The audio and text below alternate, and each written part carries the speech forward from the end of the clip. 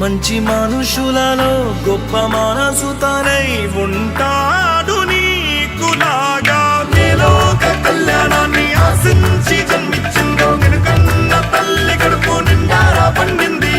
నీలాంటి కొడుకును మోసే ఈ భూమి భారతి సైతం. ఉద్యోగం చేయాలనే లక్ష్యంతో చదవండి. ఆర్థికంగా ఎలాంటి భారం లేకుండా ప్రభుత్వం చూసుకుంటుంది. ఫీజులు కావచ్చు, మెస్ బిల్స్ కావచ్చు, హాస్టల్ డెవలప్మెంట్.